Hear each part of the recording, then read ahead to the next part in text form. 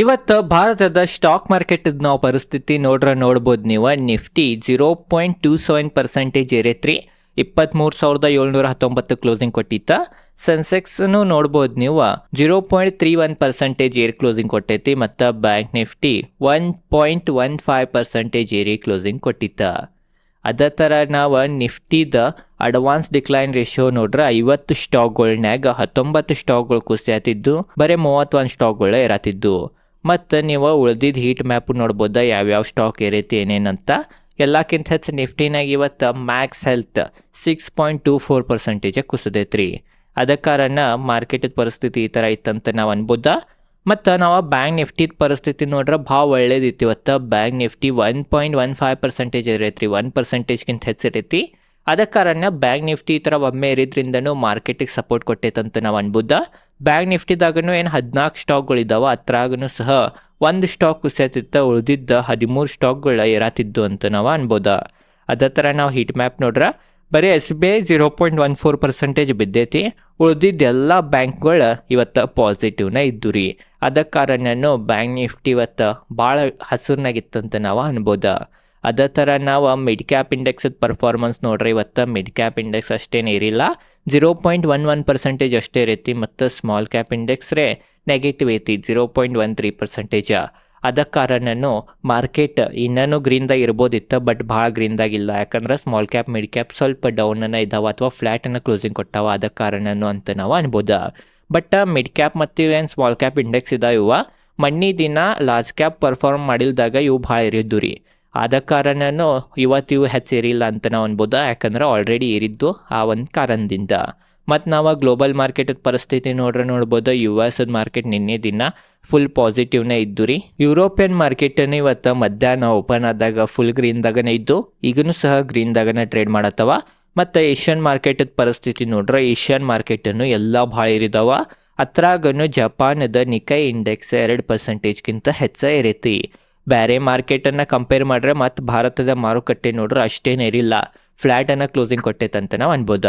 ಅದ ಕಾರಣ ಭಾರತದ ಮಾರುಕಟ್ಟೆಗೆ ಯಾರು ಕಟ್ ಹಿಡ್ದವ್ರಂಗೆ ಯಾಕೆ ಆಗೈತಿ ಅಂದರೆ ಏರುವಾತ ಕುಸಿಯುವಾತ ಯಾಕೆ ಒಂದೇ ಲೆವೆಲ್ ಮ್ಯಾಗನ ಭಾಳ ದಿನ ಟ್ರೇಡ್ ಮಾಡತೈತಿ, ಅದರಿಂದ ಕಾರಣಗಳೇನಂತ ಅದ್ರ ಬಗ್ಗೆನೂ ನಾವು ಮುಂದೆ ತಿಳ್ಕೊಳ್ಳೋಣ.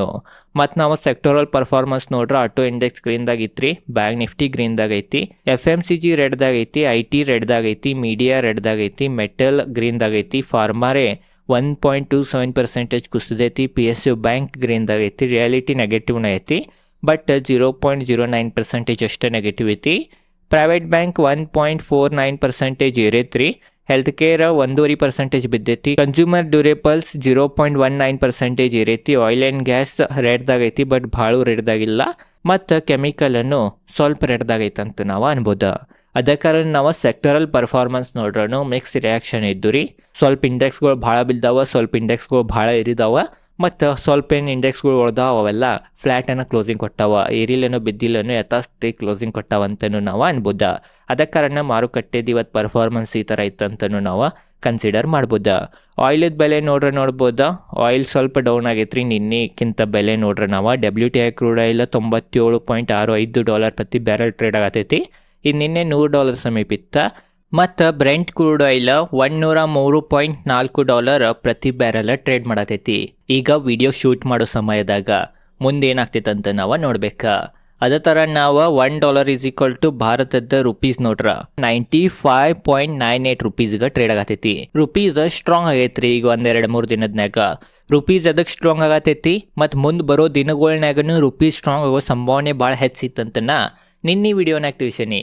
ಅದ ಕಾರಣ ಅದ್ರ ಲಿಂಕ್ ಡಿಸ್ಕ್ರಿಪ್ಷನ್ ಹಾಕಿರ್ತೀನಿ, ಆ ವಿಡಿಯೋನ ನಾನು ಈ ವಿಡಿಯೋ ಮುಗ್ಯಾನ ಹೋಗಿ ನೋಡ್ರಿ.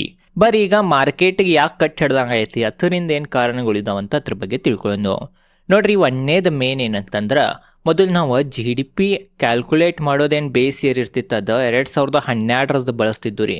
ಅದು ಭಾಳ ಹಳೆ ನಿಯಮ ಆಗ್ತಿತ್ತು. ಅದ ಕಾರಣ IMFದವ್ರು ಇವರೆಲ್ಲ ಭಾರತಕ್ಕೆ ಹೇಳತ್ತೀರ. ಅದ ಕಾರಣ ನಾವೀಗ GDP ಬೇಸ್ ಇಯರ್ ಏನು ಕ್ಯಾಲ್ಕುಲೇಟ್ ಮಾಡ್ತೇವೆ ಅದನ್ನು ಚೇಂಜ್ ಮಾಡಿ 22 ಹಿಡ್ದೇವಿ. ಅದ ಕಾರಣ GDP ಬೇಸ್ ಇಯರ್ ಚೇಂಜ್ ಆಗಿದ್ದ ಕಾರಣ ಈಗ ಸ್ವಲ್ಪ ಲೆಕ್ಕ ಬೇರೆ ಬರ್ತೈತ್ರಿ.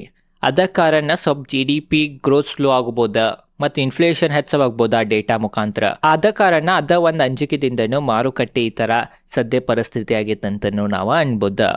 ಮತ್ತೊಂದೇನಂತಂದ್ರೆ ಆಲ್ರೆಡಿ ಗುರ್ತೈತಿ ಎಲ್ಲ ಚಾಲೆಂಜಸ್ ಭಾಳ ಇದಾವ್ರಿ. ಇರಾನ್ US ಯುದ್ಧದಿಂದ ಆಯಿಲ್ ಪ್ರೈಸ್ ಎಲ್ಲ ಇನ್ಕ್ರೀಸ್ ಆಗ್ಯಾವ, ಅದರಿಂದನೂ ಮಾರುಕಟ್ಟೆದ ಪರಿಸ್ಥಿತಿ ಈ ಥರ ಆಗೈತಂತ ನಾವು ಅನ್ಬೋದ.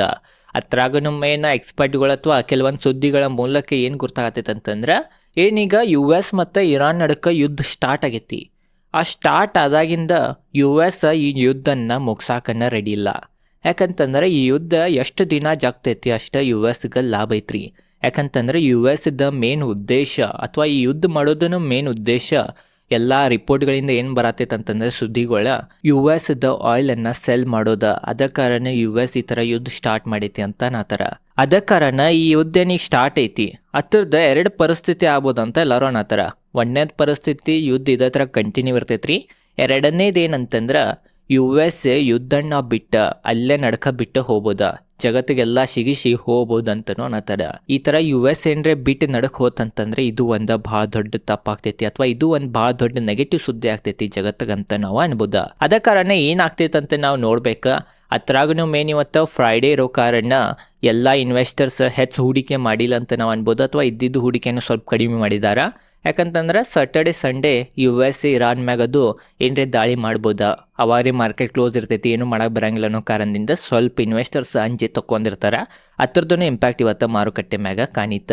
ಅದ ಕಾರಣ ಮಾರುಕಟ್ಟೆದ ಪರಿಸ್ಥಿತಿ ಈ ಥರ ಆಗೈತಂತ ನಾವು ಅನ್ಬೋದ. ಬಟ್ ಹೆಚ್ಚು ಅಂಜೋ ಅವಶ್ಯಕತೆ ಇಲ್ರಿ. ಏನ್ರೆ ತಪ್ಪಿ ಕೆಟ್ಟ ಪರಿಸ್ಥಿತಿ ಬಂದ್ರೂ ಈ ಯುದ್ಧದಿಂದ ಇನ್ನೂ ಆಯಿಲ್ ಪ್ರೈಸ್ ಅದು ಇನ್ಕ್ರೀಸ್ ಆದು ಮತ್ತು ಭಾರತದಾಗ ಇನ್ಫ್ಲೇಷನ್ ಹೆಚ್ಚಾತ, ಭಾರತದ ಎಕನಾಮಿನೂ ಏನ್ರೆ ಕುಸಿತಂತಂದ್ರೆ ಒಬ್ಬ ಸಾಮಾನ್ಯ ವ್ಯಕ್ತಿ ಏನು ಮಾಡ್ಬೇಕಂತನೂ ಒಂದು ವಿಡಿಯೋ ಮಾಡೇನೆ. ಅದ್ರದ್ದು ಲಿಂಕ್ ಡಿಸ್ಕ್ರಿಪ್ಷನ್ ಹಾಕೀನಿ, ಆ ವಿಡಿಯೋನ ಹೋಗಿ ನೋಡ್ರಿ. ಓವರ್ ಆಲ್ ಇದೈತಿ ಇವತ್ತಿನ ವಿಡಿಯೋ ಚಲೋ ಲೈಕ್ ಮಾಡಿರಿ. ಇದೇ ಥರ ಸ್ಟಾಕ್ ಮಾರ್ಕೆಟ್ ರಿಲೇಟೆಡ್ ಕನ್ನಡದಾಗ ವಿಡಿಯೋ ಮಾಡ್ತಿರ್ತೇನೆ. ಧನ್ಯವಾದಗಳು.